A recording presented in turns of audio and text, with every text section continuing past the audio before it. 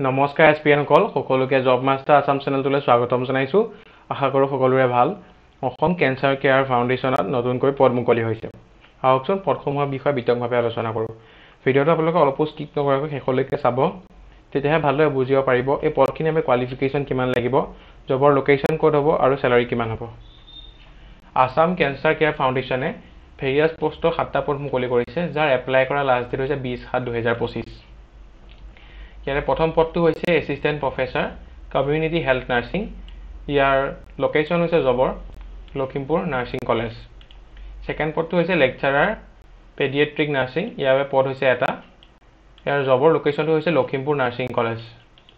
Third পষ্টটো হৈছে lecturer অবষ্টেটিক and গাইনেকলজি nursing. ইয়াৰ বাবে এটা পদ মুকলি হৈছে।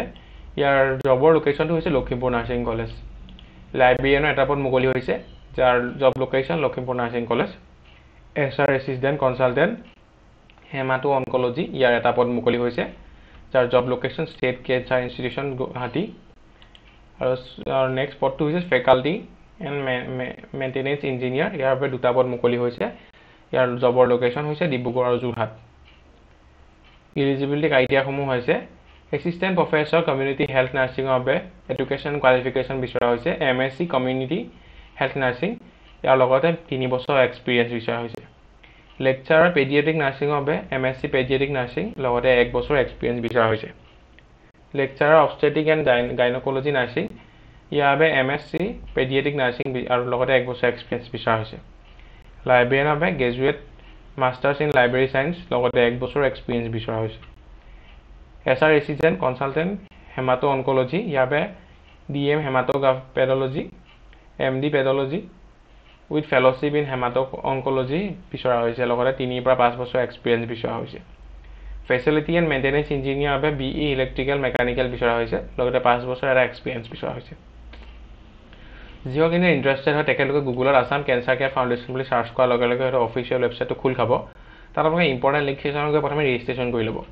নিজৰ personal details Aadhaar card, PAN card, bank passbook সকলোখিনি ৰেজিষ্ট্ৰেশ্যন কৰি ল'ব। ৰেজিষ্ট্ৰেশ্যন কমপ্লিট হোৱাৰ পিছত লগ ইন কৰিব। লগ ইন কৰি আপোনালোকে ভেৰিয়াছ পষ্ট দেখাব। তাত আপোনালোকে যোনটো পষ্টৰ কাৰণে ইলিজিবল হয় সেই পষ্টটো এপ্লাই কৰিব। তাত আপোনালোকে সকলো কোৱালিফিকেশ্যন চাৰ্টিফিকেটবোৰ PDF বনাই ছাবমিট কৰিব, লগতে পাছপৰ্ট চাইজ ফটোগ্ৰাফ আৰু ছিগনেচাৰ আপলোড কৰিব। আপলোড কৰাৰ পিছত ছাবমিট কৰি দিব। ছাবমিট কৰাৰ লগে লগে এটা ৰেফাৰেঞ্চ আইডি জেনেৰেট হ'ব। ৰেফাৰেঞ্চ আইডিটো লগত ৰাখি থ'ব। ফিউচাৰ যেতিয়া এডমিট কাৰ্ড ডাউনলোড কৰিব, এই ৰেফাৰেঞ্চ আইডিটো আপোনালোকক বহুতখিনি হেল্প কৰিব। এপ্লিকেশ্যন ষ্টাৰ্টিং ডেট হৈছে 6 জুলাই 2025 আৰু ইয়াৰ লাষ্ট ডেট হৈছে 20 জুলাই 2025।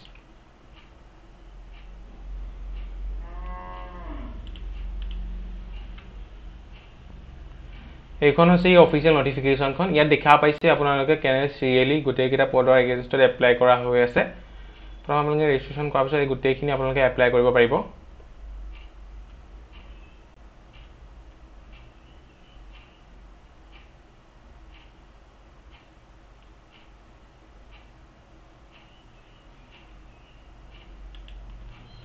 ইমানখিনি আছিলে অসম কেঞ্চাৰ কেয়াৰ ফাউণ্ডেশ্যনৰ মুকলি হোৱা পদখিনিৰ এটা ডিটেইল ডিছকাশ্যন। আশা কৰোঁ আপুনি ভিডিঅ'টো চাই ভাল পালে। যদি ভিডিঅ'টো চাই অলপ হ'লেও লাভজনক হ'ল বুলি ভাবিছে তেন্তে লাইক কৰিব, লগৰ বন্ধু বান্ধৱীৰ সৈতে শ্বেয়াৰ কৰিব, লগতে চেনেলটো ছাবস্ক্ৰাইব কৰিবলৈ নাপাহৰিব। ধন্যবাদ।